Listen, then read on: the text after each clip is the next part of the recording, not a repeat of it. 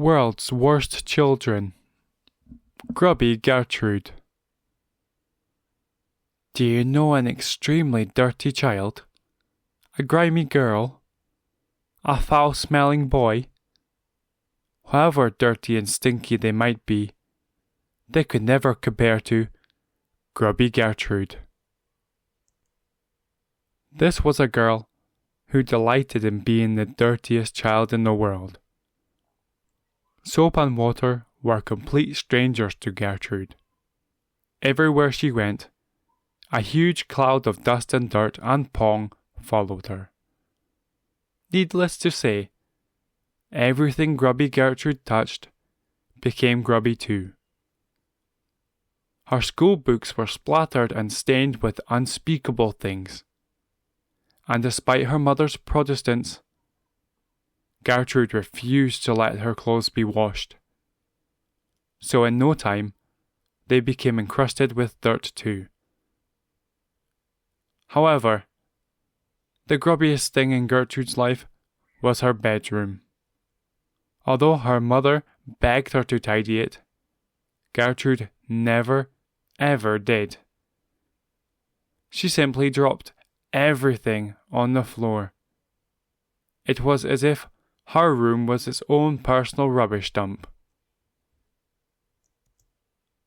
Over time, a pile of pongy trainers, snotty tissues, half-eaten egg sandwiches, and hamster droppings that had gone white and completely crumbly came up to Gertrude's knees. The only way Gertrude could make it through her mucky bed was to wade through tons of rubbish. The bedroom carpet was a distant memory. It had not been seen for years. But, being one of the world's worst children, Gertrude loved living in knee-deep filth. The grubbier, the better. Now, let me take a moment to tell you about Gertrude's feet. They were so grubby, they looked like those of a troll. Each foot was covered in green fungus, and she had long curling toenails that she refused to cut. As a result, her feet smelled even worse than runny cheese that had gone off decades ago. When Gertrude peeled back each sock at the end of the day, she would lift it to her nose. The girl would sigh with pleasure. You or I would have screamed at the smell. Or, at the very least, projectile vomited. But not Gertrude. She was over the moon that her socks were the pongiest in the world. Then, like everything else, Gertrude would simply drop them on the top of the ever-growing mountain of muck on her bedroom floor. "Please tidy your room this instant," Gertrude's mother would plead. The poor lady was intolerant. She prided herself on keeping the rest of her house utterly spotless. If a single biscuit crumb dropped on the carpet, Mother would get the vacuum and clean it up. The grubbiness of Gertrude's bedroom was absolutely horrifying to her. How had she, a lady who always kept a vase of fresh flowers on the dining table, given birth to a child that liked to live in a swamp? "Bog off!" Gertrude would reply with a laugh. She knew that her mother, always immaculately turned out with her hair in a swirl and a string of pearls around her neck, loathed her saying the word bog. So Gertrude always made sure she used it when speaking to her. "Daughter, I forbid you from using that foul word," Mother would wail.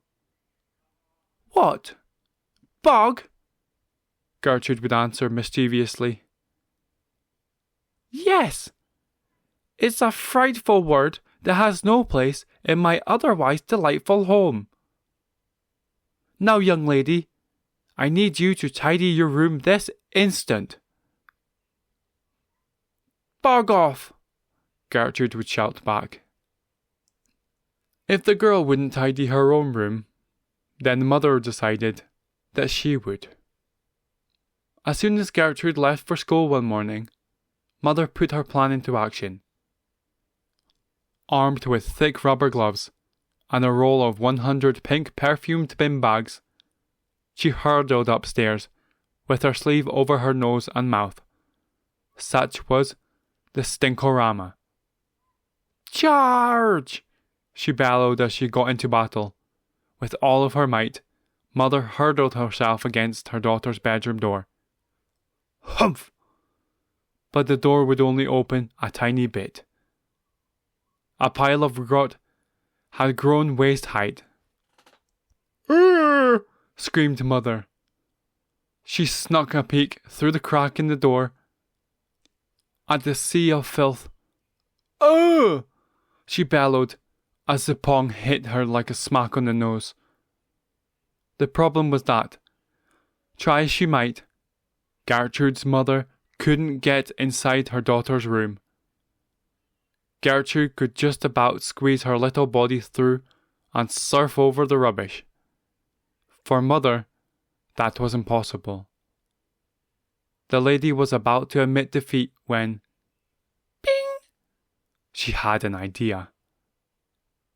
Keeping the door wedged open with her shoe, she hopped back down the stairs to grab the vacuum cleaner. She pushed the long hose of the machine through the gap in Gertrude's door and flicked the switch.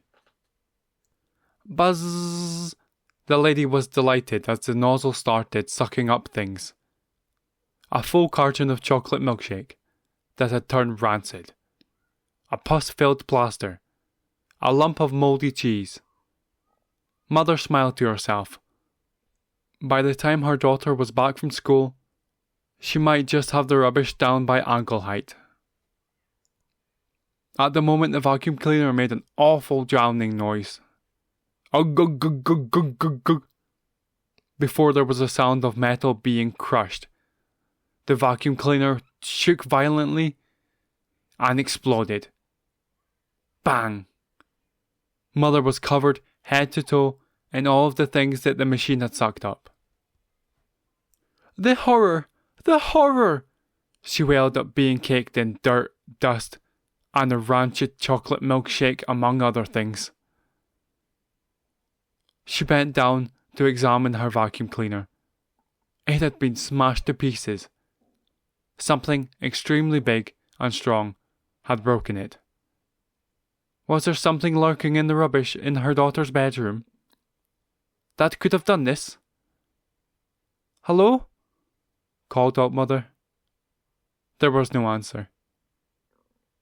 The lady dismissed a foolish thought. The vacuum cleaner must have somehow destroyed itself. She staggered back to the bedroom, desperate to get it clean. When Gertrude returned home from school, her mother was still in the bath. Her 27th bath of the day. Before the lady could say anything, the girl had dashed up the stairs and squeezed back into her bedroom. Using an old plastic tray from a fast food restaurant, Gertrude surfed across the rubbish to her bed. There, she peeled off her damp socks, a pair that had been worn hundreds of times without even being washed. Gertrude was delighted to see that the fungus had begun to appear on them. Rummaging down, deep down into the murky depths of the muck, the girl found another sock. This one had a number of unusual-looking things growing on it, like misshapen vegetables from a distant solar system. Gertrude realized her grubbiness had reached an epic level, that things were going out of it. However, nothing could prepare the girl for what was about to happen. Lying in her filthy bed that night, between the sheets that were slimy with grime, Gertrude noticed something moving around in the mucky darkness. Surely the girl's mind was playing tricks on her. Was she dreaming? Bug off! She called out, just in case there really was something hiding down there. Whatever it was, it began moving again. The smaller bits of rubbish on the grot surface rustled as something swam underneath. This was no dream, or even a nightmare. This was really happening. There was something living under the rubbish in Grubby Gertrude's bedroom. Could it be a rat? No. This thing seemed too big to be a rat. A giant cockroach, perhaps? No. It didn't scuttle like a cockroach. Surely not a deadly snake. No. This thing didn't hiss. It growled. Grrr. There was only one explanation. This was some other kind of creature. A creature that had hatched from the murky depths of the girl's muck. A creature previously unknown to humankind. In a desperate attempt to keep things at bay, Gertrude bounced off her bed until she reached high enough to leap onto the top of the wardrobe. There she had a stockpile of some grot for special occasions. No matter, she needed it. This instant. With all her might, she threw down some half-empty yogurt pots, a stash of pepperoni pizza crusts, a bag of elephant dung that she had collected on a school visiting trip to the zoo. Next, Gertrude threw herself off the top of the wardrobe, landing heavily on top of a new pile of rubbish, trying to squash the thing that was underneath. Little did the girl know that all she was really doing was feeding the creature. After stamping about for a while, Gertrude had to lie down on her bed once more. Exhausted, she closed her eyes. But in that place between awake and asleep, Gertrude heard the growling noise again. Grrr. The girl sat bolt upright and shouted, "Bug off! Whatever is underneath there, can you just bog right off?" Her mother must have heard this as she rushed out of the bathroom in her frilly pink dressing gown, waffling as she ran. "Gertrude, is everything all right in there, dear?" she called from the other side of the door. "Yeah, just bug off." "No, I will not, you foul-mouthed child. Now tell me, who are you talking to?" demanded Mother. "You! Now bog right off!" Once again the lady tried to push against the door. But the mountain of grot was even higher than before, and now it was impossible to open the door at all. "I want you to tidy your room first thing in the morning," declared Mother. Then she rushed back to the bedroom to try and scrub the last bit of rancid chocolate milk off her body. In Gertrude's bedroom, there was a distinctive sound of munching. Munch, munch, munch, munch. It sounded like the creature was devouring everything in sight. Then, from the sea of filth, it finally emerged. The rubbish monster. It wasn't just that it was a rubbish monster. It was actually terrifying. It was called a rubbish monster because it was made of rubbish. Every part of it was made of something that the girl had deposited on her bedroom floor.